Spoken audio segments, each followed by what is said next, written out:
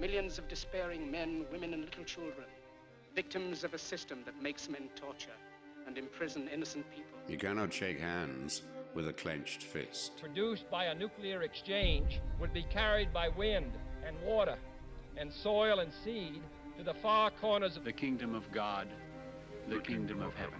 It's one small step for man, one giant leap for mankind. We're not saying that planet Earth is coming to an end. We're saying that planet Earth is about to be refurbished, spaded under, and have another chance to serve as a garden for another civilization. Most of the people in here are just your reflections. They're your mistakes. 1776 will commence again if you try to take our firearms. 1 million of the planet's 8 million species are threatened. You are what you repeatedly do. Therefore, excellence ought to be a habit, not an act. Your lives and the credibility of the United Nations is at stake. Epstein didn't kill himself. The reason this is such an interesting time is not only because we're on the threshold of the end of this civilization. They're trying to take you out with bullshit. The experience of the past 2 years has proven beyond doubt that no nation can appease the Nazis. To those who can hear me, I say, do not despair. The misery that is now upon us is but the passing of greed, the bitterness of men who fear the way of human progress. The hate of men will pass, and dictators die, and the power they took from the people will return to the people. And so long as men die, liberty will never perish. In the language of the U.S. Department of Defense, these are unidentified aerial phenomena. Roswell's a very interesting place with a lot of people that would like to know what's going on. There is very compelling evidence that we Welcome everyone into what is officially now the Garden of Thought, not the Garden of Doom anymore, but don't worry, we're still going to go into doomy type of things. The content hasn't changed. We outgrew the name long before we changed the name. And maybe even on the platform you're on, the feed still says Garden of Doom, but the show art shouldn't. Maybe the intro will still say Garden of Doom. Maybe it won't be Garden of Thought yet. We're still sort of in the transition phase, but it is the Garden of Thought. And we're very excited this week because this is a friend of ours. We have been on his show in My Other World, which a lot of you know is pro wrestling. He's sprung out of practically nowhere to become one of the hottest YouTube wrestling podcasters in like a year. It has like 2 channels with combined over like 11,000 subscribers just on YouTube. We're getting there. Hey, now you're bigging me up a little bit bigger than it is, but I appreciate that. well, we're going to talk about giants, so we're going to big you up. I mean, first of all, you are big. You're 6'4". Yes, sir. Yeah. So we're going to talk a little bit about giants, but that powerful voice you're hearing, this person that's been bigged up, the guy at the top of the totem pole. This is our man from the Great White North, Phil Marks. Hey, how you guys doing? How you doing, Dose? I'm doing all right. How are you? I'm really good, man. So I'm happy to be doing the show. We had this scheduled a couple times. It didn't work out a couple times. Yep. Once you were actually my backup guest, and that didn't work out. So we were my primary. I actually did have a tertiary guest that week, thankfully enough. And then this week sort of a repeat. But I didn't really have a tertiary guest this week, though. My Garden Views show, which is really being encapsulated into Garden of Thought, can very well be wrapped up into what would have traditionally been Garden of Doom as well. Anyway, I don't think anybody cares about the editorial difference between what those 2 shows were and that they're not there now. I think the only person on earth that cared was me. And hey, I care, Dose. well, let me tell you something. Now, we're recording this on February 27th. I'm not sure when it'll drop, but on February 28th, my show with Dario Cueto, Cesar Duran drops, and also with Mr. Thomas, of course. I mean, it drops. But El Jefe himself, a unique opportunity. So I'm so excited for that show to publish tomorrow. Obviously, we're going to be in the future, and that will be in the past. So you will Time Cop. It's like my favorite movie. You are the best guy. So I mean, you'll of course have listened to it 18 times by then and memorized it. But you are here because you are indigenous. You are, sir. As I understand it, half your family is Cree, half your family is what we whiteys call Micmac, but that's not the proper name of the... Yeah, Mi'kmaq. Mi'kmaq, the state, nation, culture, tribe, clan. I don't know what the proper terminology is. I've heard them all, and maybe there's some of that. So, first, tell people a little about yourself, and tell a little bit about your background, and a little bit about the Cree and the Mi'kmaq. I believe. Did I do that justice? Sure. Yeah. I mean, so basically, on my one side of the family, my mother, she's like mixed race, but she's like half Mi'kmaq. And basically the last Mi'kmaq person that's full blooded, I believe, died in like the early 90s, I want to say, maybe even a bit before that. The last full-blooded Mi'kmaq person, and I believe it was a woman, actually. And I forget her name, unfortunately, but... Yeah, so there's a lot of like people with Mi'kmaq blood, not even a lot, I'd say, but just from the east coast of Canada, like Newfoundland and the Maritimes, and that is where you primarily find them. And they crossed paths with like Vikings early on and shit. And they were like one of the rare groups of people that Vikings were like, hey, we can't just like storm and pillage these dudes. They'll fuck us up. Can I cuss on here? I already started. Yeah, I mean, and I assume the reason is because the giantism that afflicts you is from that side of the family. Yeah, and well, I mean, listen, my uncle did like one of those 23andMe's or whatever, and he was like, yeah, there's some Norse in us. So I'm like, hey, maybe people made it along. I don't know, but I don't think Vikings were that big, though, were they either? I think like that's like a historical fallacy, right? Like you look back and they were actually like shorter, stocky, kind of schlubby dudes with. I don't even think they wore the horns and shit, did they? Is that no? Horns were only ceremonial, and as the author Bernard Cornwell and other historians pointed out, if you wear horns and you're in a battle, it's really stupid because anybody can pull your head down by pulling on the horn. Yeah, but I mean, I think the Vikings were bigger than say, some of your folks were. But I mean, I'm not saying they couldn't scrap. You know what I mean? I'm not saying they weren't, some big boys there who could throw down. But I guess they sort of like held each other at bay, and it was like, okay, you guys can come here like once a year or however they determined time back then, or seasons or whatever, and you guys can fish here. Off the coast, but like you don't come too far into the land. You don't really fuck with what we got going on over here, and everything should be all right. And then on the other side of my family, pardon me, so on my dad's side, he is largely Polish. So his dad left Poland, I believe, in like World War II when they were getting invaded and stuff like that, came to Canada. And then his mother is Cree. Métis, rather. So Métis, if you're unaware, is like a blend of like Cree and French, en français, right? Mm-hmm. And so, I'm actually related. I'm what's actually known as one of the last descendants of Gabriel Dumont. His name is Gabriel Dumont. And it's quite interesting, his history. He was hunted down. He had to go to America and join the circus with like Buffalo Bill Cody and go. And he like toured around as like a gunslinger guy for doing like circus acts or whatever, because he was in hiding. And then, because they had hunted down and killed his family and stuff like that, which is my family, which is my ancestry and stuff like that. And so, yeah, it's quite interesting. There's a lot of history with like indigenous people, especially in Canada. And, I grew up spending time on reservations and stuff like that as well. So, again, it's not something that like I'm a city kid at the end of the day.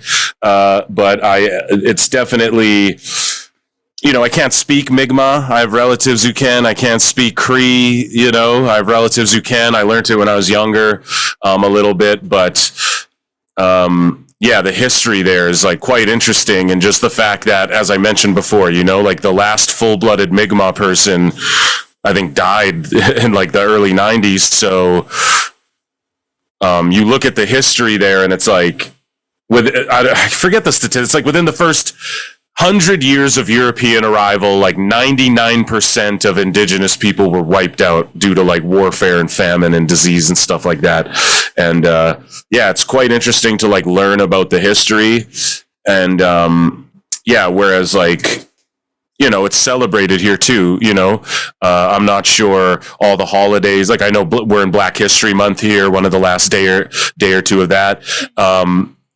we have days and months and things like that to honor like indigenous people and for instance like residential schools. So like a lot of my family were in residential schools.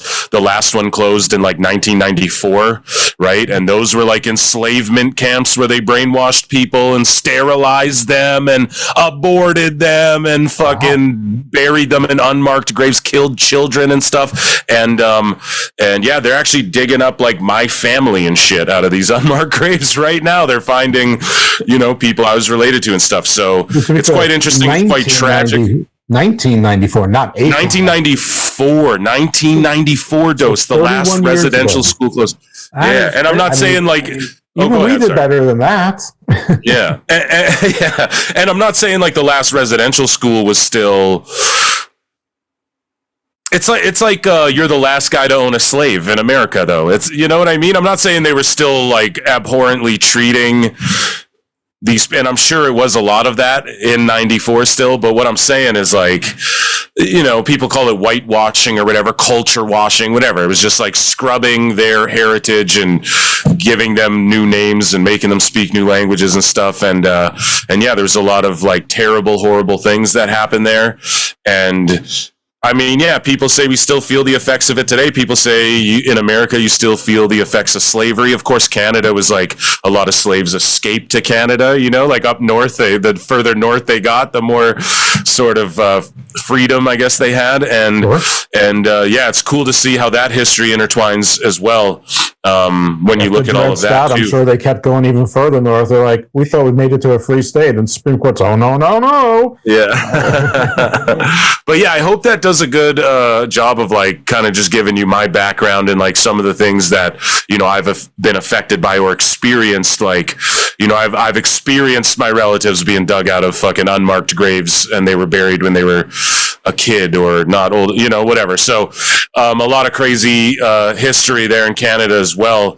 And yeah, I hope that does a good job, I guess, of sort of covering the background there. Yeah.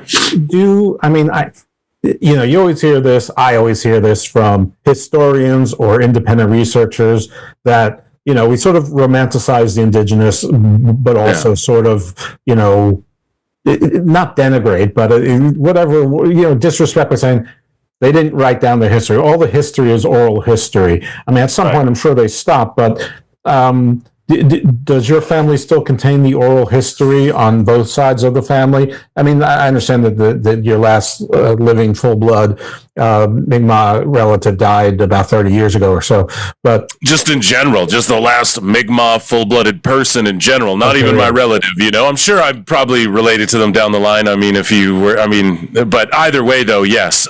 Do we keep it alive? Yeah, there's books written, there's books written, there's stories told. I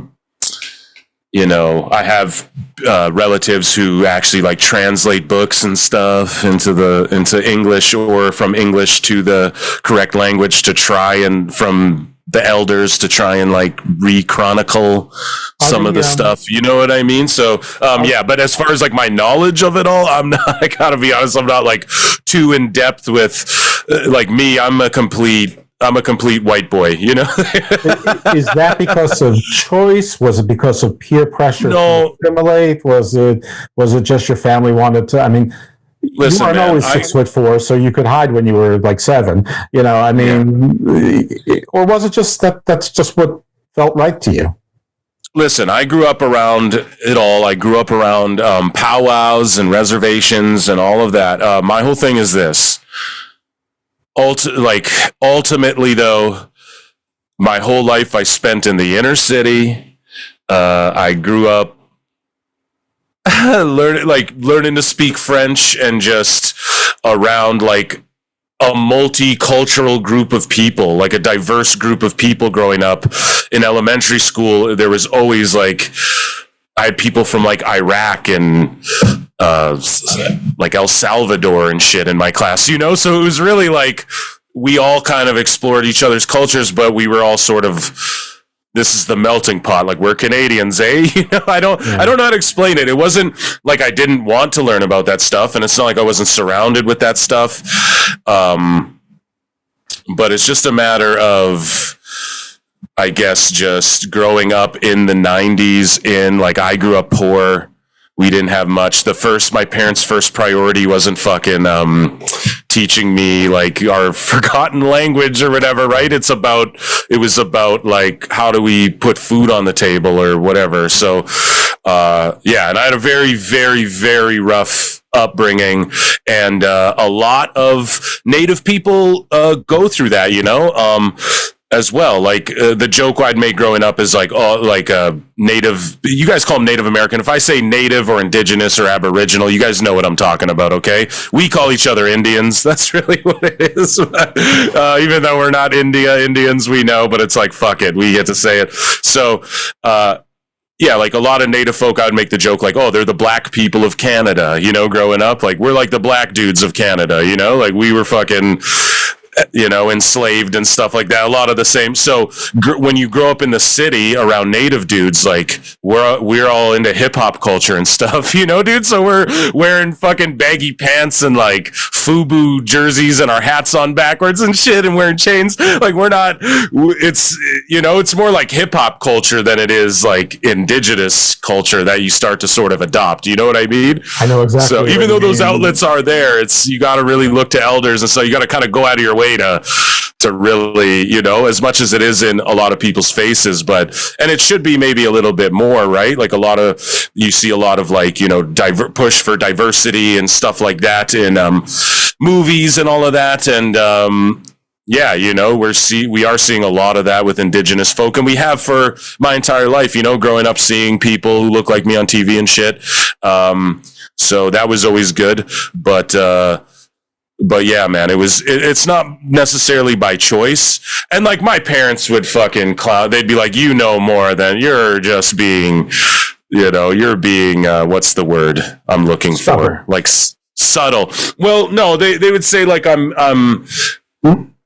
like I could probably open a book, like a Cree book, and start reading it to you type shit. You know what I mean, brother? Right. But it's just like, it wasn't really, I had a dream catcher in the room, and I had my inspirations, and I grew up watching APTN channel and shit, but I didn't, I just associated myself as like, hey, I'm a poor kid growing up in shitty neighborhoods trying to just like, not go hungry, like do better than my parents did, Yeah, and I'm a city kid, bro, let's be honest, so.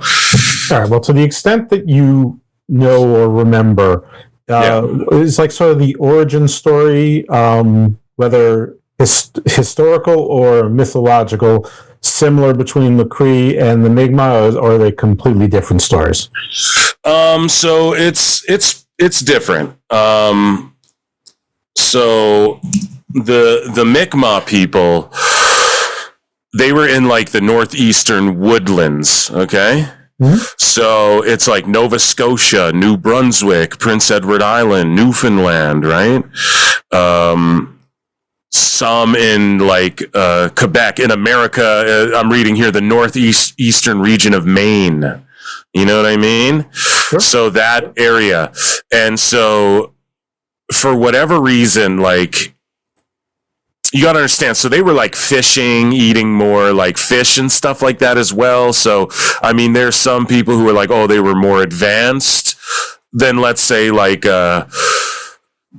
prairie Indians, I'll call like plain Indians or plain natives who were eating like more meat and stuff like that. Like they would be more burly and muscular and fighter type, whereas like, let's say the Mi'kmaq would be more like intelligent and strategic, and because like the fish oils and stuff, like it helps develop your brain and shit like that, so like you're eating more seafood, you're more, they say that's, if you want to bring it all the way back, like if you guys want my theory, you guys want some Garden of Doom, my theory on what, like, let's say Bigfoot is, so you bring it all the way back, like human beings were cave dudes, all hairy, like that sort of thing, but they had like enough consciousness to like bury their dead, and like, they had like, they felt remorse for stuff and things like that, but they were also like kind of, I don't even know, like Neanderthal. I don't even think it's that. It might be after whatever. But at some point, like everyone started breaking off into tribes. And then the ones who had access to more seafood, they started evolving quicker and looked more like modern human. And what happened was, I learned this in like a psychology class or some shit. I don't remember growing up, but what happened was like these tribes sped around. Then the people who were in like the plains, mostly eating like game meat and shit, they stayed more like hunched over and muscly and burly, and they grew bigger and they're hairier and shit, but they were fucking dumber. You know, their muscle brain wasn't developed as well because they didn't have access to as much seafood and shit. And eventually these tribes of people all met up, and then the fucking smarter ones who were more like modern human strategized, and they killed off the more savage caveman cousin, you know, that's still human.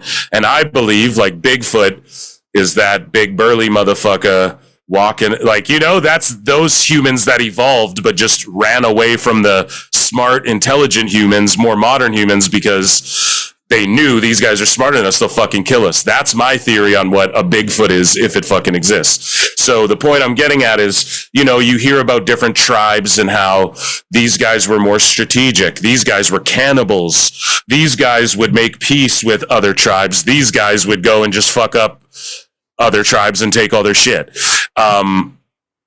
Yeah, whether that stems from, so I know that there's people who talk about like, oh, does that stem from, you know, these people's brains, these tribes, like, let's say the Mi'kmaq, their brains developed quicker than, let's say, like, you know, the Blackfoot Indian who's mostly eating like fucking game meat and bison when they can get it, and or like muskrats or whatever the fuck's running around. I don't know what they're eating. Rabbits. I've had rabbit soup and shit.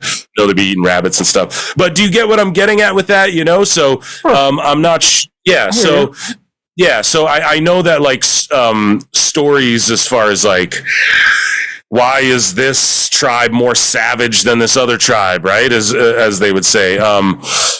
You know, it could have things to do with that. It could just be culturally, tribally. Again, I'm not sure if you were to break down, like, did the Mi'kmaq do peace pipe ceremonies and the Cree did not? I don't fucking know. I couldn't even tell you that much. But what I do know is I grew up around a lot of fucking powwows and peace pipes being passed around, and it doesn't matter really what race you are. Everyone's sort of welcome into it. And I think that if you really think about like the early settlers as well, and the people like who came over to the Americas and met indigenous peoples for the first time, like the indigenous peoples were very fucking welcoming of them until they started like throwing up big crosses and their religions and shit like that. You know what I mean? And then people were like, whoa, what's going on here? And so, yeah, I mean, as far as, I forget what you initially asked me there, but just as far as the differences between them, I mean, besides language and their histories and where they like migrated to and where they were halted and for what reasons, that's all different. And that all sort of plays into, I think, again, just the, like, some tribes were completely sadistic, you know, and some, like I said, were cannibals and stuff. Like, I think there were rumors that Mi'kmaq were cannibals at one point as well, but I think those were just like horror stories. I'd actually have to look that up quickly, because the enemy is always the cannibal. I mean, you know, the enemy is always stealing babies. The enemy is always drinking babies and eating other people. I mean, that's like otherizing 101. What the original question was, while you're looking at, was about the origin stories of the two peoples. So, you know, do they both trace their roots, you know, to Siberia, or do they both have a cosmology that, you know, involves the Milky Way and a you know, a sacred mother and a sacred father and sacred twins, and you know, and then, you know, basically the myths are there. You know, the turtle or whatever that dove and carried the earth on its world, and you know, a duck brought clay forth, and that's the land, and you know, so yeah. Yeah, so I'll butcher some of this, okay? But I know that like Mi'kmaq, you know, there's the creator, like the one who created everything, essentially, and so they have like the grandfather son, and I'm not good with the names. The grandfather son Niskam is what it is. Niskam. I'm sure I'm saying that completely incorrectly. I apologize. I'd get slapped by some of my relatives for this. But that's the one who put the spirit into all life. So essentially, like, there's the creator, but then the sun is where the spirit comes from. This is on the Mi'kmaq side. You know what I'm saying? And then Mother Earth sustains all life, right? And this is why in a lot of indigenous cultures, it's about like, okay, you kill an animal, you use every part of it. You burn the tobacco, you burn your offerings and stuff like that, you know? Things that come from earth, you burn it, you put it back in the sky, it goes up to the sun or whatever. You know what I mean? So yeah, it's like, it's essentially, which oddly enough, like a holy trinity, you know? And that's why a lot of indigenous peoples connect with, like, I don't want to just blanket say this, but like, you know, Christianity or maybe some form of that. I don't know. Maybe you're like a Roman Catholic or something. I don't fucking know. But like the Holy Trinity, right? It's essentially that you have a creator, a son, and an earth, right?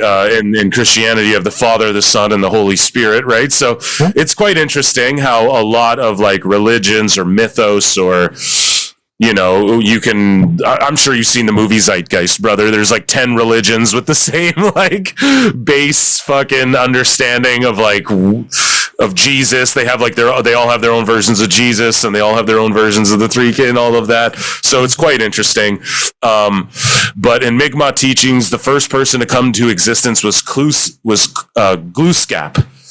Okay. Well, you just say Clouseau. I'm like, what? No, Jacques Clouseau. Yeah, he was a real Frenchman.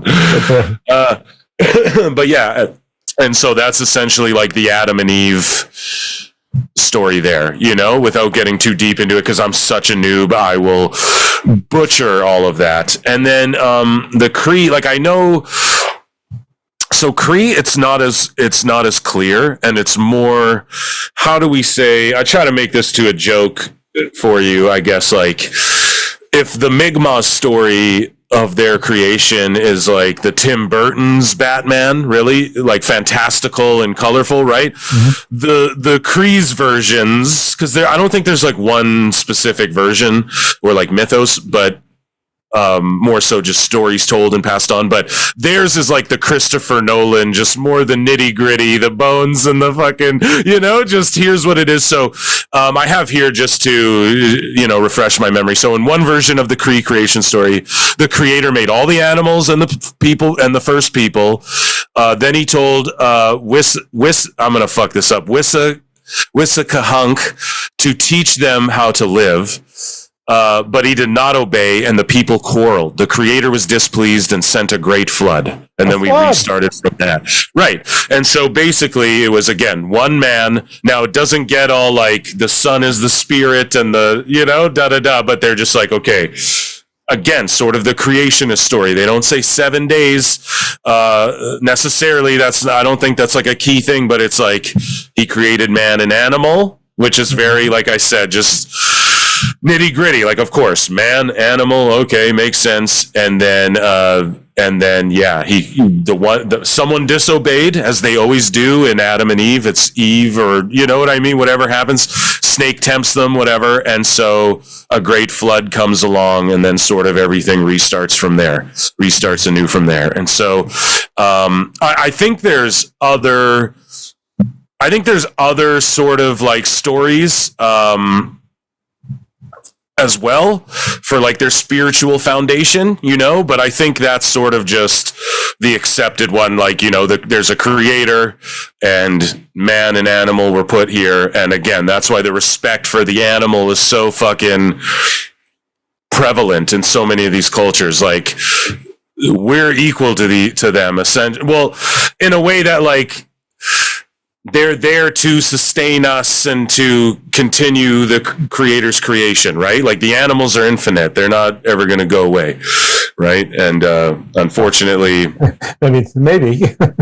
Yeah. Well, I mean, hey, I know like buffalo, bison and that, like there's the whole, they're like extinct, but now there's so many farms and you can get bison meat like nothing. And it's my favorite. But yeah, I mean, they're all over the place now. I think they've been like saved, and conserved now finally.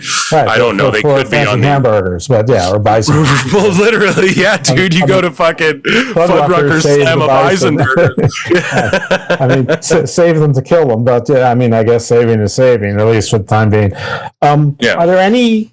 Is there a zodiac or the four cardinal points or any stars associated, with it? I think I said zodiac already. Is Orion the Hunter, featured prominently of the Pleiades star system, or, star people, star heroes, or I've heard some Native American stories where they actually came from underground, but then later on the creators or the original people, the old people, they went back to the stars. Is there anything like up there, at least with on your two sides of the family? Well, I'm not sure as far as the poles, not the Polish side of the family. Yeah, exactly. We're not interested in those today. Another day, maybe. So, when you just type in star Cree, so again, there's one called, I don't want to butcher it, Akak, which means energy or light. Mm-hmm. And essentially, if you type in Star Cree, you might get Star-Lord from Guardians of the Galaxy. Yeah, yeah, that's with a K, brother. Yeah, that's Cree with a K. Yeah, but that is funny though. Let me take a minute. Not blue. So the Cree call stars by the name Akakusuk, derived from the word akak, which can be I'm sure I'm butchering all of the terminology here, which can be translated into the term spirit. So essentially, yeah, stars are spirits in the sky. As far as the Mi'kmaq, and I think it gets more, like, they were much more, like, trippy, bro. They were much more like well, that's because they were fishing, so they had settlements. They had more time on their hands in one place. It's probably also why they got smarter, because they built fortifications. They had to defend the place. They were probably more peaceful because they had to defend it. It's easier to defend it if you're not fighting to defend it, if you're trading to defend it, or have a peace with your neighbors. I mean, I'm sure the Omega oil had something to do with it and whatnot, but it might have had more to do with practice. Plus, the weather is rough on there. You got to fight nature, and you might need to help each other more than you need to fight each other. But when you have a home base, as opposed to you're living on the plains, where you probably settle for a little bit, and sometimes for herding season or whatever, or hunting season, you may be moving all the time. I don't know, but no, that absolutely has something to do with it. You said it very succinctly there, and also I think, like, don't the more trippier mushrooms grow out in the, like, where it's more like there's more moisture, like you're closer to the water and shit. So don't, like, the real trippy mushrooms grow out on, like, the coasts, where you go in the trees, you pick a mushroom, eat one of those shits, it's blue. And next thing, and I think that they are where it's really just cold enough, but just warm enough to grow, or it's really hot. I think those are where the trippiest mushrooms are found. But yeah, there might be something to that, because I know that the whole Santa Claus thing has to do with something shamanic, and that's like from all Northern Europe, which is probably a similar climate to Scandinavia and Newfoundland, New Brunswick, etc. Right, and so I know that there's the story of the stars, right? The Mi'kmaq story of the stars, and so I'll just read this excerpt here. So, following the bear are 7 stars, the 3 stars that create the handle of the Big Dipper, and the 4 stars from Boots. There's actually a famous book written on this, I believe. So this is actually refreshing my memory here a bit. These 7 stars were thought to be birds hunting the bear: robin, chickadee, moose bird, aka gray jay, pigeon, blue jay, owl. Some sources say great horned owl and saw-whet owl. And so, yeah, as you were asking, right? Like the 3 stars that create the handle for the Big Dipper and 4 stars from Boots create this, like, story of the bear and the 7 stars, and the idea is, like, these birds are chasing the bear, and so they just associate things like that and tell stories around them, of course, because in any fucking culture anywhere around the world, they looked up at the sky and they wrote their own story, sort of, about how those things got there, why they're there, what they could mean, what they don't mean. So yeah, that's just one example, right? So they were more trippy, like, ooh, the bear and the star, whereas, like, fucking the Cree were more creator, guy, animal, spirits, just very direct. They were attributing like animals to stuff and things like that. So what about the wing of that's the wrong word, but the wing of the Milky Way that you could see then that it was like a clear line. One of the arms and spirals of the Milky Way could be seen very distinctly back then. I think it still can in some parts of the world, but most of us, we've got too much light pollution and regular pollution to see it any longer. But is that part of it? I mean, remember, with Hercules, he was supping on Hera's nipple, and it was so strong she had to pull away, and she created the Milky Way, and the Milky Way figures prominently in lots of cultures, a lot of them indigenous throughout the Americas, and I believe Africa, and probably everywhere, to an extent, anyhow. But is there any sort of big Milky Way connotation, or did I just go through that and just to hit a big X on Family Feud? Well, the Mi'kmaq, the Milky Way to them was, so basically, the story of the stars ties into that, but it was, they considered it the path of the land, the path to the land of the dead. Or spirit, or like the spirit road, Sure. Essentially. So they believed, it's what sort of carried you, or that, I don't even know belief, right? But it's just, yes, beliefs, but it was the stories that were passed around that it's sort of like, that's where it carries your spirit to probably. Was it two ways or just one way? That's what I don't know. That'd be a great question for an elder or someone that's, one of my older relatives, but I will say this though, 45 years. Pardon me? I'll hit you up in 45 years when you're an elder. Yeah, exactly. I mean, I'll be dead, one thing though, I'll contact you from the spirit world. Yeah, you're a lot more older than I am, brother. So one thing though, I was talking about how like Christianity and the Holy Trinity and all of that. Another thing with the Mi'kmaq people, and Cree are awesome too, but their lineage, like their story's all more like war and a lot. And I mean, I'm sure Mi'kmaq as well, but their story is much more, like I said, grounded and just, again, like Métis, if you want to get into all of that, but that's like a whole, it's not much mythos and everything like that. Am I wrong about this? Are the Cree, geographically, are most Cree in central Canada, sort of above like Montana and the Dakotas? It's like a Crow. Yeah, like Manitoba, Saskatchewan, Alberta, like that would be. So they were also Great Plains meat eaters, yes. Nomadic. So they had a lot in common with the Lakota, the Sioux. I think Lakota kind of Sioux. Absolutely, Dakotas, the Blackfoot. So which were known to be warlike, probably because they were competing over the same resources at the same times in the same places, and probably geographies and territories and borders were, not exactly recognized. They went to war with like the Dakota Sioux and the Blackfoot primarily, and they eventually got colonized and created like what technically I'd be referred to as Métis, but the Cree, but it's just Métis is Cree with French, that's all it is. Then they created their own language. It's sort of like Cajun people or whatever. What do they speak? Creole. Yeah, so that's like a French, whatever, hybrid language, right? Like essentially, that's what Métis from like Haiti, right? So another thing, though, but to bring it back to the Mi'kmaq for a second.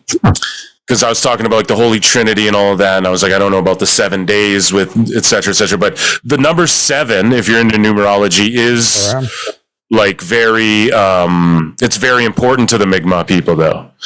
So among that, the reasons why are there are 7 districts for distinct areas, which encompasses an area of land stretching from the Gaspé coast of Quebec and includes New Brunswick, Prince Edward Island, and Nova Scotia. The most powerful spirit medicine is made from 7 barks and roots. You know what I'm saying? So 7 is, again, that number, just like I said, there's like a Holy Trinity over here, and then over here we see 7, and then if you know about the 7 days of creation or whatever, right? That's it all. I don't know. It's just interesting. 7 sins. You got the 7 days of the week. You got 7 archangels. You've got The seven gates of hell in the underworld and Babylonian and Mi'kmaq here, the 7 stars, the birds hunting the bear, right? We have the 7 birds here: the robin, the chickadee, the gray jay, the pigeon, the blue jay, the owl, the gray, right? So it's just cool to see that. Like numerology, I'm kind of into that too.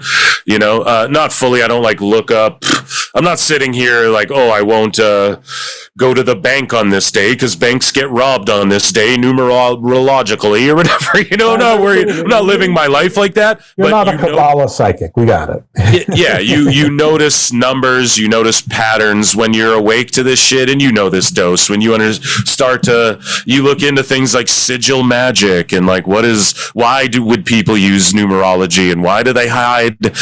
Is it really crazy? Are they really hiding crazy devil shit in like logos of things that we consume? Why would they do that if they were to do that? The infamous they, right? Like when you start waking up to that, you start noticing like, oh, look, there's 7 everywhere in all of these creation stories and all these things that these people believe. Now that's just like a very basic, like everyone can pick up on that one. But yeah, it's just interesting to note. I just wanted to bring that up as well. 7 days of the week, 7 phases of the moon. If you don't count the new moon, it's yeah. So that absolutely, and the 7 sisters, the Pleiades, and then there's the 7 wanderers, which are the 5 planets people could see, plus the sun and the moon. The 7 deadly sins. There's 7 everywhere. It's like that movie 23 with Jim Carrey, but it's actually something people are saying. or the movie 7. Right. Oh yeah. Listen, that. Wait. 7. Isn't that where like someone's? Kathy Kelly. Doesn't that movie end where like a dude's wife's head's in a box at the end or whatever? Oh yeah. There was it was Gwyneth Paltrow. Brad Pitt was the character, and I think Kevin Spacey was the bad guy, right? And then the partner was the great Morgan Freeman. Morgan Freeman. Yeah, no, that's I wish when I saw that movie in the theaters, I realized that my sight was not normal, so that I could have had glasses or contacts on to have actually seen it clearly. Because like a lot of that movie was lost on me on the big screen because I couldn't see it clearly. I just thought that nobody could see it clearly. Jesus, there's a 7 here. There's a 7 there. Yeah, 7's everywhere. Absolutely. Yeah. So we have a flood. Is there something like that? There's a navel of the earth or like a heart of the earth kind of thing.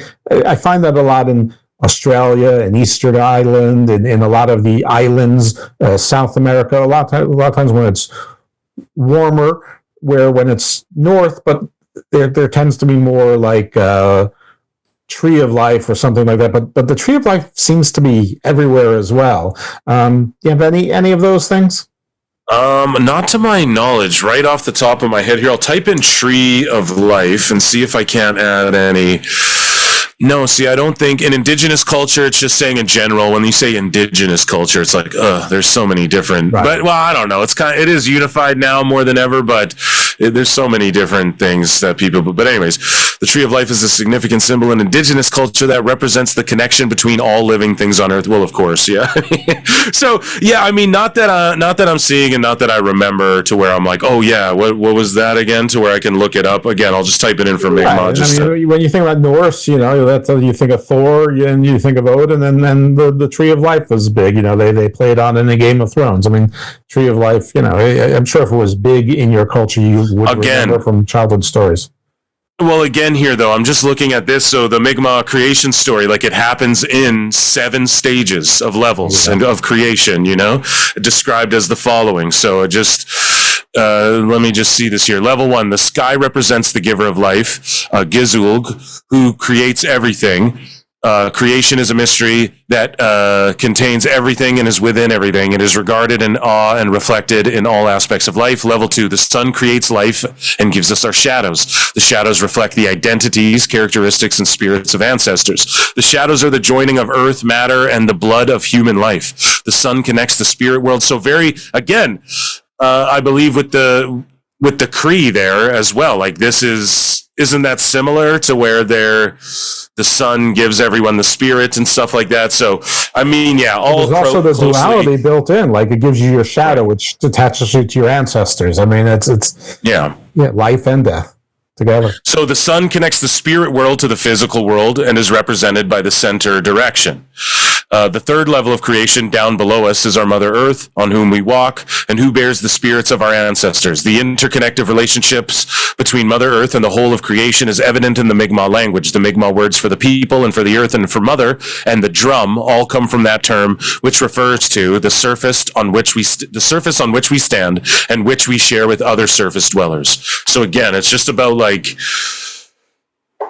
you know, like animals and men. We were put here like not even as equals, but it's like together. It's one harmonious thing that's going on, which I don't know is beautiful, because a lot of people in 2025, man, a lot of people have lost sight of like, you know, people don't give a fuck about like not only other people, but just the world around us, you know, and I'm not one of these hippies like saying we shouldn't try and get oil out of the ground and shit. I believe oil replenishes itself and things like that. But what I'm saying is just the disdain, man, and turning everything into like little 15-minute cities all over the world and shit. You know what I mean? It's just kind of cringe. Not to be all hippie, but it's like, damn, dude, you know, how many people feel a connection with Mother Earth these days anymore? It's the adage, you got to go touch grass. You know, that's like, go connect with Mother Earth, bro. You're fucking losing your shit in this cyber world of fucking, you know, smoke being bellowed into the fucking air and you being unable to see a tree from your front door, from your window. You know what I mean? Spiral of the Milky Way any longer, which people could see 100 years ago, 200 years ago. Exactly. And form the basis, you know, is figured prominently into most people's myths. And nowadays, you know, it's like, why? What are you talking about? So, yeah, you're right. It's interesting. Those 15-minute cities, the whole point of them is to reduce your carbon footprint and to help preserve the earth. But you raise an interesting point. It's sort of like self-isolating also. And you know, that comes with its own costs. And, you know, I don't know. You know, dude, I think planting trees is the answer to that. Not making people live in boxes on top of each other. Like, you plant more fucking trees everywhere, dude. I don't know. We all know what they do, bro. They breathe in the bad, they exhale the good, right? That's why, again, with the indigenous shit, it's all in harmony, bro. All right. You know? Well, but anyways, he says... I have friends who are more expert on you know, with the plant life and how that works than I am. Me too. But they're talking about our Mother Earth. When we hear that drum beat, we are hearing the heartbeat of our mother, the Earth. And it's understood that when we drum, we are acknowledging that we are children of the Earth and that we are sending a message back to our own mother, saying like, we hear you, we understand and recognize you. The first man, Glooskap, is created from a bolt of lightning. The bolt hits the Earth and his body is created on Earth's surface. He is lying with his head in the direction of the rising sun and his feet are facing the setting sun. His arms are outstretched to the north and south. When the lightning meets the elements of the earth that make up Glooskap's body, a life force is created. When lightning hits a second time, Glooskap develops fingers and toes and 7 sacred parts to his head. So again, 7, dude. Listen to the sacred parts. 2 ears, 2 eyes, 2 nostrils, and a mouth. Okay, there you go.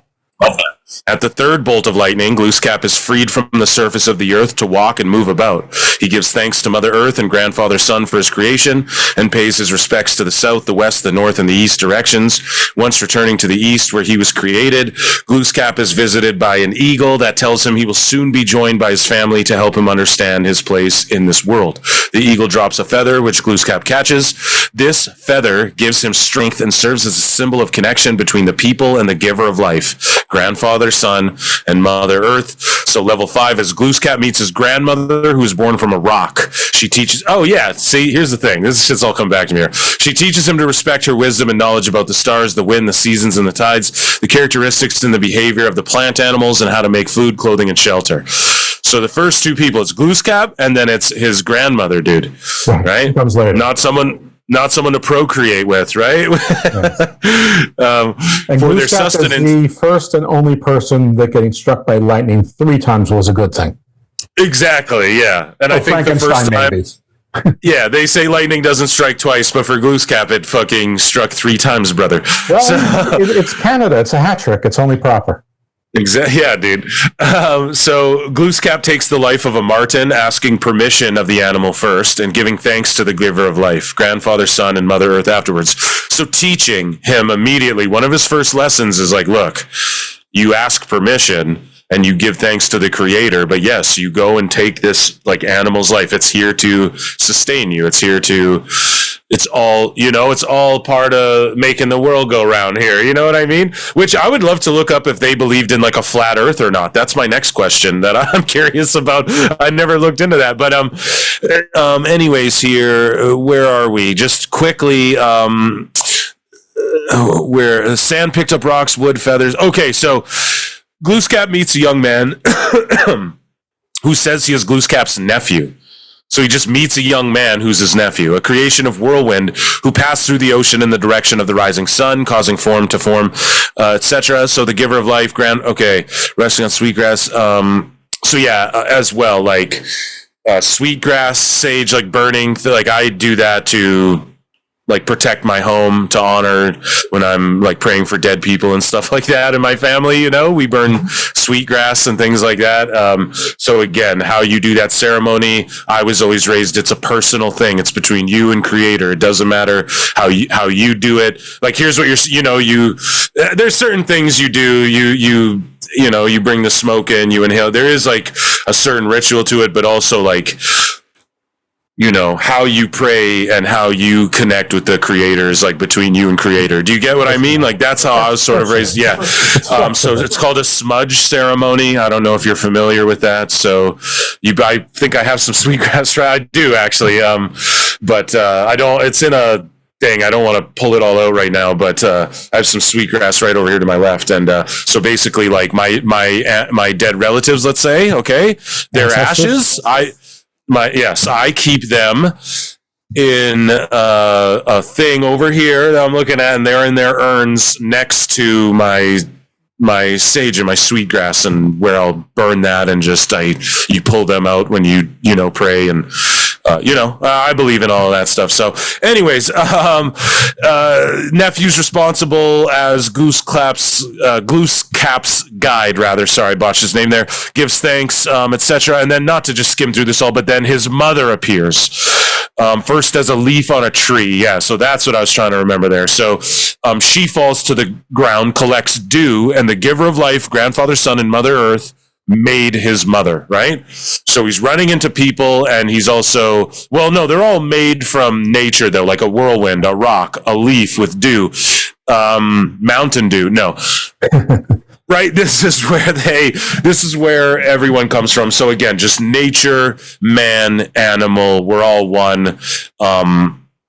Just like the creator, the spirit, the giver of spirit, Mother Earth. It's allegory. We're all family. Exactly. The order of the family doesn't particularly matter. It's just your family. And we need each other to, like, first off, I just love it though. Like, it's teaching family, loving, just taking care of fucking nature, and just understanding like everything needs everything to survive, right? Like there's people who get triggered. There's this whole thing, if you go on Reddit, like vegan babies, and they all look sick and like they're dying and shit. Because I'm sorry, dude, we're supposed to eat eggs and meat, and if you don't, that's on you. But I'm just saying, like, these things, at least, and to some people's beliefs as deep as this, I get it. Like 2025, everyone's fucking atheist and whack now. And I'm just joking about it. Everyone's atheist and they're like, fuck it, man. But to some people, no, it is like part of their belief system that you take an animal and give thanks for it and consume it and use its parts to continue, I don't fucking know, man. If I'm wording this correctly, or maybe I'm not. But it's synchronicity. It's all there. Everything has a purpose. Everything has a greater purpose. Some people say that's dumb. What do you think? The world's the center of the universe? I don't fucking know, man. But I mean, the Mi'kmaq thought there was a greater purpose. Yeah, exactly. The center of my universe, bro. Like, I don't know. Do you not want to believe that you're just this unimportant fucking nothing, that there's some other world, why is that a better thing to believe? So to me, Cree, Mi'kmaq, I grew up as well. Like I was like Roman Catholic. I went to church and shit. I don't like subscribe to any particular religion, these days, but I would say, like, I say a prayer, I do the Father, Son, the Holy Spirit, I do that. I keep a crucifix, but I also have my indigenous roots with my sweetgrass and stuff like that. So all I'm saying is that I don't get why nowadays people are so triggered by, and now you see it, man, society's the craziest it's ever been. Everyone's on antidepressants, everybody's on fucking mood swing pills, and everyone's depressed and going crazy on TikTok and shit like that. And meanwhile, if we went back, not to sound again like a hippie, but if we went back and people started realizing maybe there is a creator, maybe there's a God or some shit. Maybe I'm do have a greater purpose, and that purpose is to just do creator's purpose, and that was for us to live off the fucking land, and I don't know. Maybe those things would help society and help heal society, or we just keep going the direction we're in, where everybody's TikTok dancing out of their mother's vaginas the day they're fucking born, and we get integrated with machines and eat fucking oil from gas stations like Bender and Futurama. I don't know. Maybe I'd have better rhythm if I started out dancing.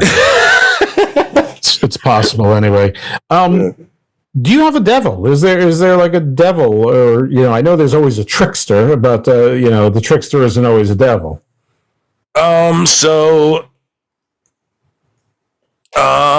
Let's see.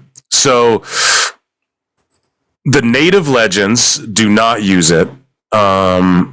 But there's like witchcraft and shit, bruh. You know what I'm saying? So like the devil, I don't think there's no like. Let me look here. How about like a boogeyman? Is there who did your mother tell you about, or your grandmother? I think like you from going out at night, or staying out too late, or being good. Dude, it was just always like the white guy. Bro, we lived in the hood. It was like you just don't go out at night, bro. It was the Mounties. Yeah, the police, bro. That's what you fucking look out for. Fair enough. I walked into that baton, didn't I? No, there wasn't that, but it was just definitely like there's evil spirits. I was raised too, like here, native, let's just read this here. Native witchcraft beliefs in Acadian, Maritime, and Newfoundland folklore. Okay, so I got this pulled up here. So let me just see here. I've been to Acadia National Park, by the way. I just want everyone to know how I fit in here. Yeah, so I'm not sure here. Actually, there's so much information, but I guess I don't know. Listen, there's no like devil, but it's. But there wasn't like in Eastern Europe, there's Baba Yaga, the witch of the woods. There's the chupacabra in, I think, Chupacabra, and then there's always like sort of the witch, the revenant, the Wendigo. There's always something out there. Yeah, my mom would always joke about the fucking Wendigo. There you go. So that's the one. So that's your boogeyman. Yeah, possibly. Yeah. What was the? I'm just going to type this in because this is a really great question. I'm a professional podcaster. No, it's just there's no. When I say I'm a professional podcaster, I go, yes, you are. Yeah, I'm going to type in the Cree one because growing up, I never really. It was just always like, listen. There were goat man demons, I guess, in the Cree, so not the Mi'kmaq. Now we're getting somewhere. That would scare children. Pakak is associated with death, starvation, and illness. The emaciated or skeletal appearance of Pakaks come from their origin. So it's just demons. It's not like one guy. It was always the evil spirits. Like I was always taught there's bad spirits, but not like... because if you believe that, like, Lucifer left heaven, whatever, was cast down to fucking hell, and then has power over people and stuff like that to the point where he can tempt them. Like, I don't think it's that. I just think it's like evil spirits more than it is. More demons than... There's just the creator, bro. Yeah, he made demons and shit. Here's the thing. Isn't the Wendigo particularly like an East Coast type thing as well? Isn't that like a East Coast? Isn't that where it? No, am I wrong about that? Or isn't it like the Jersey Forest or something? What's the New Jersey Devil? Is that the Wendigo? No, New Jersey Devil is like a dog man, but okay, my bad. I'm fucking Canadian. Dogman is just we got one of those in fucking every neighborhood up north here, dude. I think the Wendigo is more northwest, and the Wendigo I think is. Oh, is it northwest? Okay, sorry, yeah. It's sort of like an emaciated, elongated, slender man who's always hungry, always ravenous, wants to eat human flesh, but it can never put on any weight. It's never satisfied. The whole thing with the antlers and all that's new. That's something that we added in horror movies in the last That shit always happens, dude. Yeah. Did Aboriginal? I'm just gonna type this in. Did Aboriginal people believe in Wendigo? And Sasquatch. The Wendigo. Yeah, so the Algonquin-speaking people, including the Ojibwe. Okay, so yeah, and the Cree, dude. And because here's the thing. Hey, that's you. Exactly, because here's the thing. My mom would always joke about fucking Wendigo. So yeah, that was our boogeyman then. Thank you for... See, this is what I mean. I love that I did this because all this shit's striking up in my brain again. And I'm like, fuck, dude, I need to go look back into this stuff, Hey, listen, but we can do a 201 course after you do a deep dive into things and do it again. Yeah, because I thought I could just come off the dome, but it's like, no, I got to brush up on my shit again. But yeah, so, and the Inu, although descriptions can vary somewhat, common to all these cultures is the view that the Wendigo is a malevolent, cannibalistic, supernatural being. And I know also that the Mi'kmaq did cannibalistic stuff, but people would say they were savage cannibals. They weren't. They did that in ritualistic shit, which is still kind of fucked up, but just saying that the Cree were scared of the fucking cannibal dude. You know what I mean? So they weren't doing that. And again, just to go back to if you want to break down all the different tribes, God damn it, man. It was the Algonquins were pretty savage, right? They went and conquered everything. Well, yeah, they were all the way from the West Coast all the way down into the Carolinas, so they had to be pretty rough and tough to have. Yes, and they absorbed other tribes to where now you might have had tribes of fucking Cree people that are now just you're just Algonquin now, and now those bloodlines connected, and that's probably lost in history. We don't even fucking know. So it's pretty crazy, but you're in an Algonquin longhouse or something. Yeah, so the and again, my father Cree, and my father I didn't get into that, but he'd do he knows some ritual shit, he did back in the day. He knew some stuff. He'd do some things and that he believed in. I don't know. I need to get into all that, but the Wendigo was our boogeyman. So thanks for bringing that up. But yeah, and it's weird. The New Jersey Devil.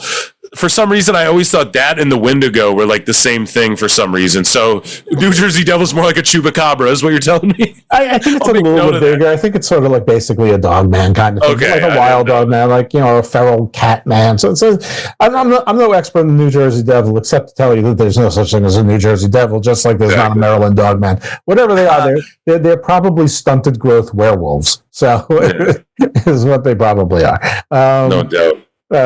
Because werewolves are definitely real. I mean that I can for sure tell you. Dudes who transform into wolves. You don't need to know that. No, are there giants in your mythology? Well, let's look it up over here. I believe giants did exist just in human. Awesome. Just in general, that's what I believe. The Bible talked about it. Last I checked. Pardon me? Indigenous counts as humans. I mean, I know I don't want to go hippie on you, but I believe it counts as humans. Yeah, so I don't know, man. I think that's more of I think the giants is more of a Australia thing, like you were talking about, Aboriginal that way. I can type in Native American people just to see. Yeah, so some native people speculated about past giants and their eventual return. But yeah, I don't think that's a big I think that's more of like a Christian thing, no? Or I don't know. I know a lot of like, if you look into flat earth stuff, a lot of them believe giants were once there and stuff like that. I don't think any, I don't know. It's saying some native, but it's not succinctly saying Mi'kmaq or Cree. And I don't remember hearing about giants other than like from the Bible when I was growing up. So. I'm not looking you to cover all indigenous from, Exactly. Yeah. I can't tell you shit about the Sioux or the Dene or anything, right? Like I didn't grow up around that. So. No, that's fine. I'm not even asking you to. Why don't you stick to, your two tribes or whatever you've been directly immersed in. All right. So giants not prominent in there. So no devil. There seems to be, demon equivalents or bad spirits. Are there angelic equivalents, or are there just good spirits? It's just good spirits and like the stars, right? We talked about that earlier. So like your relatives, all of that, essentially like stars, things like that. But yes, good spirits as far as like creator. And then again, if you want to say like the sun puts good spirits and things, whatever. But yeah, just, I would say living things essentially, right? Okay. I'm just going to say 3 words, but there are 3 questions. Underworld, afterlife, and a term, end of days. Do you have underworld, afterlife, and end of days? Because I think that 2 of them are directly related, and one of them might be related. Yeah. So, excuse me. So, in Cree. So here, let me just see here. I mean, I know a lot of cultures and a lot of the indigenous cultures believe in that they were in the 5 phases. There's 5 phases of humanity, or 5 phases of the earth, and we're in either the 4th or the 5th phase now. I have no idea if that's anything to do with Cree or Mi'kmaq, but I don't know if that rings a bell or helps or anything. But I've been told in the past that like there is no end of days. There's no revelations or apocalypse. No, and there's no like Ragnarok. I love it, and there's no like there is an underworld. So like earlier when we talked about it too, there's an underworld, but it's not like, oh, there's a hell where fucking the devil rules and you go there if you're bad. It's like, no, just your life's done and it's done. And if you do bad things, maybe you become a bad spirit. I know some believe in like reincarnation. And again, depending on what tribe of Cree you are or Mi'kmaq, I think the Mi'kmaq were a little closer knit, but the Cree were a little more spread out and stuff like that. And again, like they duked it out with Algonquin and all, etc. So, and then whoever wins, the victor goes the spoils. So then their history becomes history. But I know that like whatever tribe you're in, even the creation story differs a little bit. But one thing I think, and even I'm sure that maybe there was a tribe of Cree who believe in an underworld. Maybe someone could correct me, but or like there is an underworld where the bad spirits and that come from, but there's no like, oh, there's a hell, there's revelations, there's a fucking end time where Armageddon goes down and the underworld, you go to hell if you're bad and da da da da da. Like I don't think there was any of that. It was just more like your time living on Earth. See, I believe this is a weird thing, but I believe like this sounds so weird, but I believe like this life we're living, Dose, right now, like this is hell, sort of. Do you know what I mean? I believe that. Like, I think that's what is life like? Time. Yeah, and I don't even mean to be funny, but it's like, what is life, right? You are born, you're slowly dying, you see the greatest joys, feel the greatest feelings, and then you just suffer trauma, like every day. You read a crazy, scary story on the news, that's trauma. You get in this relationship where this guy used you, that's trauma. Your cousin's 3 and dies of cancer, blood cancer, that's trauma. There's war going on. To me, I'm like, to me in a weird way, I feel like this is sort of the punishment for the sin before this, the salvation and the heaven and all that, I guess, if you want to put it in just like layman's terms that most people can understand. But what I think with the native people too, it's just about your time, or, the Cree, the Mi'kmaq, a lot of indigenous peoples. I think it's just about like, yes, there's an underworld where the spirits come from, etc. But yeah, there's not this devil fucking, even if like you're doing bad shit on Earth, it's like you will suffer probably like karmic punishment or some shit. Is that the right word? Karmic punishment or whatever, more so than anything else. Yeah, like there's witchcraft and shit like that. Obviously, to me, like I do personally, I believe that the hell is like here or slash like, I don't want to say a realm, but there's shit that can be tapped into. Like I believe witchcraft is a thing. People do it. Like people way smarter than us, people who know shit about the world, like that we have no, like, I mean, not to get all conspiracy, but like people in government and shit do hang out with weird witch people and stuff. Marina Abramovich, you ever see, she's like a witch doing shit with like celebrities and stuff. It's like, okay, they're doing this stuff. Why? There's got to be something to it, you know, somewhere. Well, they're all being let go, at least they believe in something. They're going to be available for podcasts very soon. So, yeah. So, but like maybe they believe in something or they are privy to some shit we don't know or whatever. I don't know. But what I'm saying is that there's witchcraft stuff in indigenous cultures and they believe in like healing rituals and all that stuff. So obviously when you believe or tap into that, there's dark magic, there's light magic. There's always going to be two sides to that coin. But yeah, as far as like a hell, an underworld, a devil, no. I don't think there's any of that specifically. And me personally, I sort of align with that as far as like, I think this is like the test. And I know I've sort of said that before, but yeah, I feel as though like it's not even your sins that you can get forgiveness, you know, ultimately. And when you die, like that was your time. If you spend it being a shithead, then I think your reincarnation won't be so good or whatever the fuck. Not necessarily, you're going to hell and this is the golden gate and you're not allowed in type thing. If you get where I'm getting with that. Now, as far as the afterworld, the afterlife, right? So, I just think there's a lot of like reincarnation stuff. I was always raised like reincarnation. But let me just read this here. The souls of grave goods traveled with the human soul to assist it in the afterlife. Yeah, so just burying ourselves. The house of the deceased. Okay, no, this is just about burying people and stuff. Yeah, this is what I mean. I wasn't raised with like, oh, and then there's fucking heaven. It was always like, yo, your ancestors watch over you as like the animals. Like you see the eagle, you see even like the crow, like these, you know, you're being watched over by like the spirits. Where the spirits? Well, they exist in the trees. They exist in the animals. They exist in the people around you. You know, you ever meet somebody, Dose, and they just like remind you of someone else so much and you just can't put your fucking finger on it. And you're like, what is this? What's going on? Yeah. Deja vu, sort of. No, yeah. So yeah, so they're not going to heaven, but they exist in the stars, the trees, the skies, the spirits. In other words, everything has spirit, and everything has the spirit of the people that came before us, and right. I mean, not people also. And that would be Mi'kmaq. And then with the Cree side,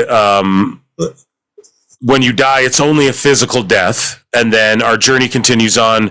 Traditional Cree spirituality also strongly reinforces the principle of a circle of life. So the essence which is found in spirit. So just on the Cree side again, the circle of life as far as like I die, I go in the ground. The fucking bison eats the grass.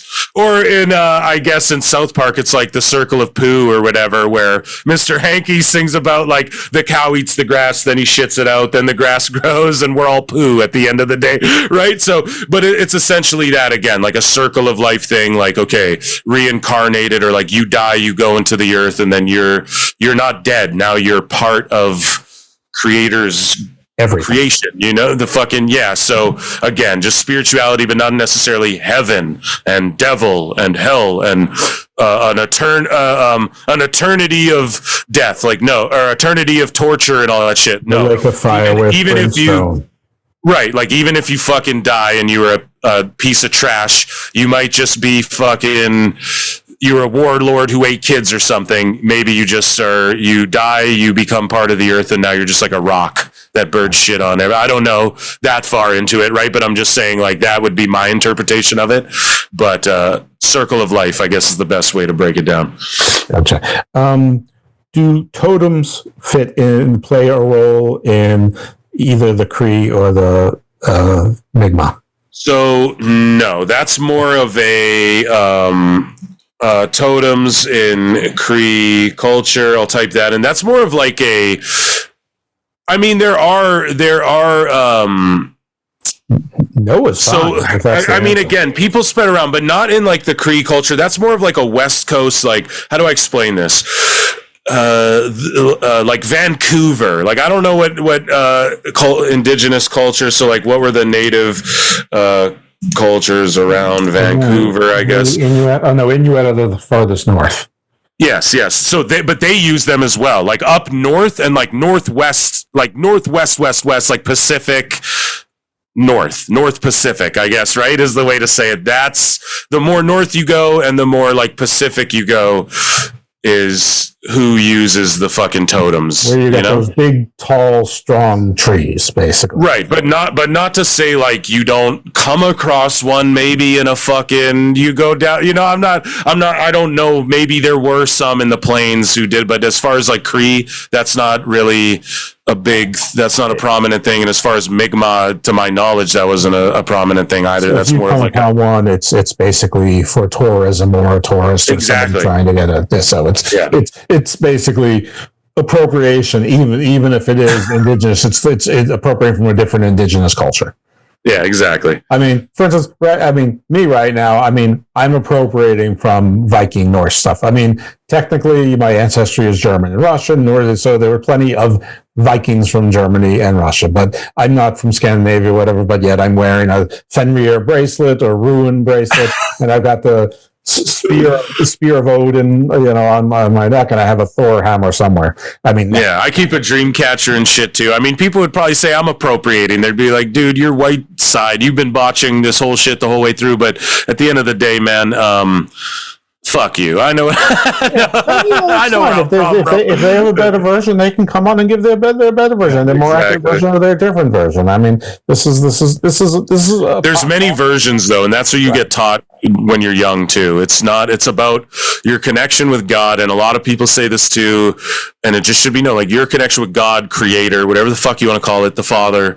That's between you and that dude, or her, or whatever you want to. But that's how I was always raised, and that's how any indigenous people I've ever been around essentially are like that. But it's also like there is some ritual around it and stuff, as I talked about before. But the zodiac, is there an equivalent of a zodiac, or temples or synagogues, or just is it like, what's your beliefs on ley lines and mounds or pyramids, or is that just not part of So like we talked about it, so the North Star in Cree has like several different names. I know that, like, there's not just one name for it, it's all written in the stars. You know what I'm saying? Like we talked about earlier with the Mi'kmaq, the Mi'kmaq paddywhack, right? The Mi'kmaq. Mm-hmm. They,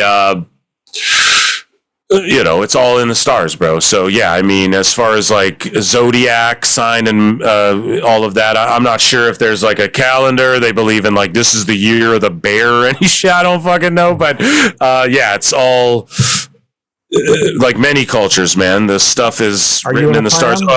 Are you in a clan, or are you part of two clans? I was told that there's, no matter where you are, that all Native Americans are the members of one of four clans, and even if you cross tribes, even if they're at war with each other, if you're from the Buck clan or the Bear clan and you find someone else from the Buck clan or the Bear clan, even if you're at war with the tribe, they must give you hospitality.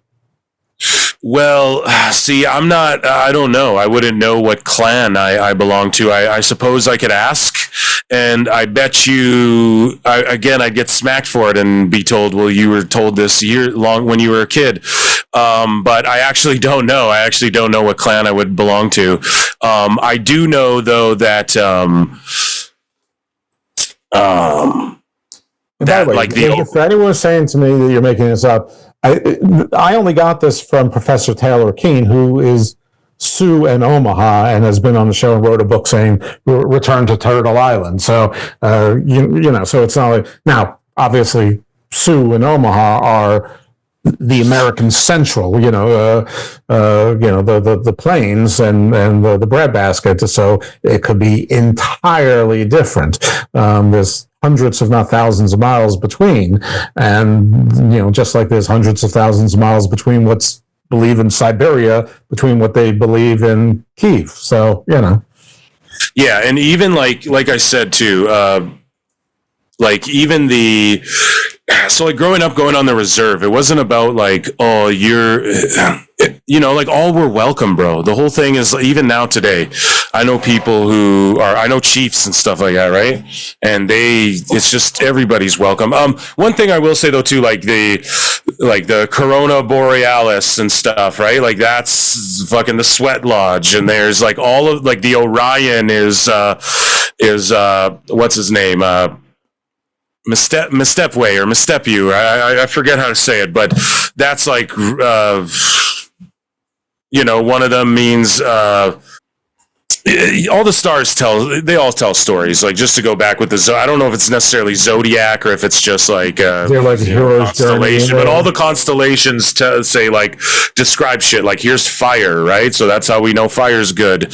Here's the fucking this over here represents animals. It represents like Orion's like our guy. This is like our dude over here. We got the sweat lodges from these constellations over here that tell us this with this formation or whatever. So, and I mean, I know that's how it works, but again, how different people interpret them in different places. I mean, that's all. I'm sure they have different images to represent what they need for that time of year to represent the harvest, or so their harvest, they may see, orchids or vineyards or fields, but they also might see a longhouse there because that's where you celebrate the harvest in the longhouse. So, I mean, I'm making stuff up right now, but you can probably see what you want in the stars, and if you have authority and enough people agree to see it, that sort of gets written in the book forever, and until sort of the church's zodiac takes over, except in Chinese restaurants, and then we all know about the lunar year as well, which is a whole lot of fun. But it's funny, there in zodiac sort of all over the world, like Scorpio was repeated, and I'm a Scorpio, but apparently at some point Scorpio was the eagle. So like on the cherub, it's the face of a man, the face of a ram or a bull, the face of a lion, and the face of an eagle, and that's like the 4 cardinal points of the zodiac. And Leo, Aries, or maybe it's Taurus, Sagittarius, which is the top of Orion, the hunter, and Scorpio, which would be the eagle. So, it's interesting that these sort of things repeat themselves. Now, the bull sometimes is a bear, the bull sometimes is a dog, and, and a lion's not always a lion. Sometimes it's some other kind of creature. But, but Orion always seems to be the hunter. It's sort of obvious why. He looks like a guy holding a bow. And it looks like a guy holding a bow, dude. And he's sort of like, the hero that unites everything. And since he's pointing at the Pleiades and then the bull, or whatever you want to call it, it's sort of like almost like the universal story, at least as far as we can tell these days. All right, listen.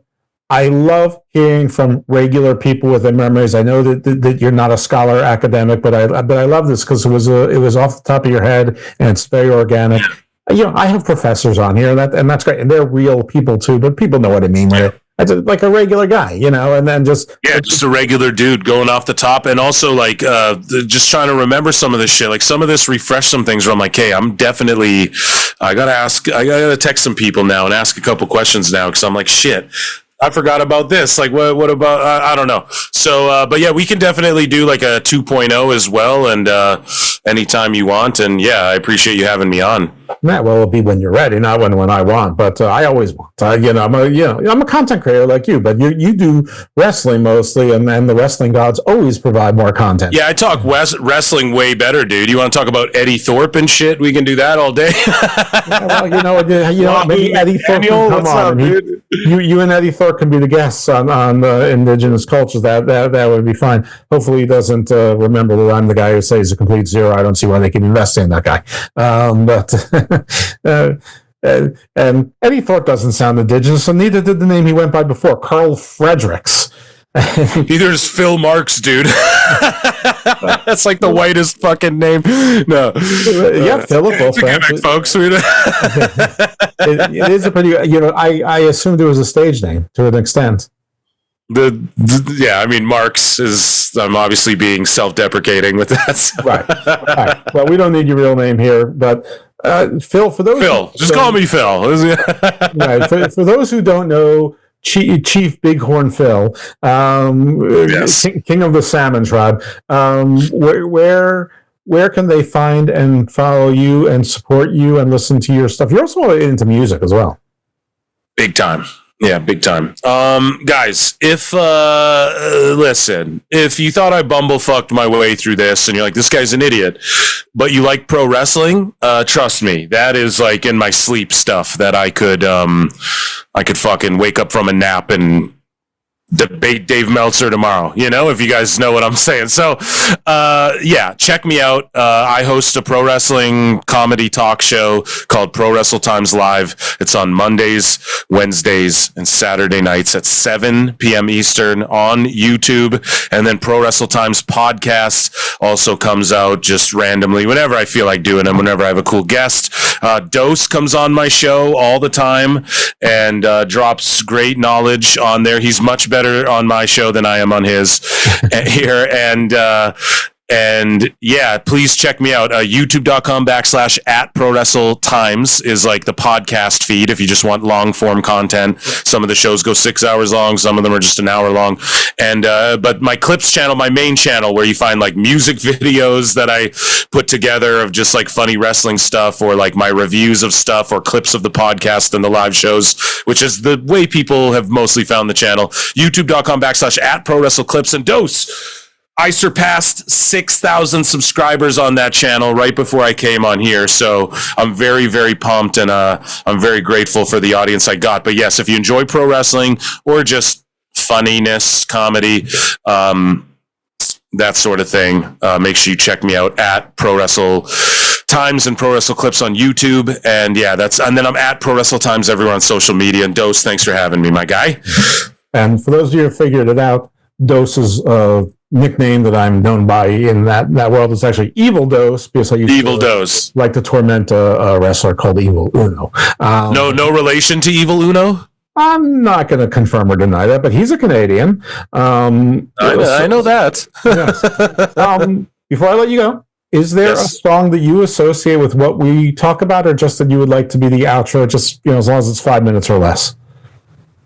A song that I'd like to play that... Yeah, it can be related to what we talked about, or it's just something that you're in the mood for, just something that you want to represent you. I got one. Yeah, I forget the name of the guy, but give me 1 second. Oh, you're good with that computer, so 1 second you can have. You can even have more than that. Yes. Who sings that song? God damn it. This guy right here, I believe. Here, I got it. I found it. Okay. Hit me. Let me just... Yeah, this is it. So, George Leach. Okay? George Leach. Leach, okay. So, just spelled Leach. Okay, that was... Yep. And the song is called Young Enough from 2000. Got it. There you go. It's the second one that comes... This is a indigenous rocker here, an Aboriginal guy. This is a jam here that I like to throw on the road trips and that. George Leach. Sounds perfect. I think that is terrific. George Leach and Young Enough is coming on. Phil Marks, thanks. I'm glad we finally made this happen. Ton of fun having you on. Great guy, great voice. Go check him out. Unless you hate fun, you want to check out Phil Marks and you want to check out Pro Wrestle Clips and Pro Wrestling Times. So without further ado, you're going to hear Mr. Leach. And if you're here just by accident, you're a big Phil fan, and you didn't like me enough when I was on his shows, and or you're here by accident otherwise. I've done a lot of networking lately and then guests on a bunch of podcasts. Just subscribe to Garden of Thought on Spreaker. Pretty sure everywhere else it should be Garden of Thought by now, but if not, check Garden of Doom. Hit subscribe and you're going to get what used to be 3 shows. Now it's going to be 2 shows. So Garden of Thought used to be broken up into Garden of Doom and Garden Views. Garden of Doom was sort of like, the History Channel from 8 p.m., until like 3 a.m. Garden Views was more like a magazine show with a deep dive into something a little bit more earthbound. Again, the Garden of Thought title covers them both now. And then the third show was either the Book of Black or the Gospel of Thomas, depending on who my pro wrestling co-host is either PJ Black or Mr. Thomas. And we talk to people in wrestling, generally about non-wrestling things. So with some, talked about that a little bit in the beginning, so I don't need to repeat it again. Thanks all. Hopefully you'll check us out and subscribe, tell a friend about Phil stuff, give everyone 5-star reviews, give us all referrals. Word of mouth is more important than anything else, and you'll hear from us next week in the garden.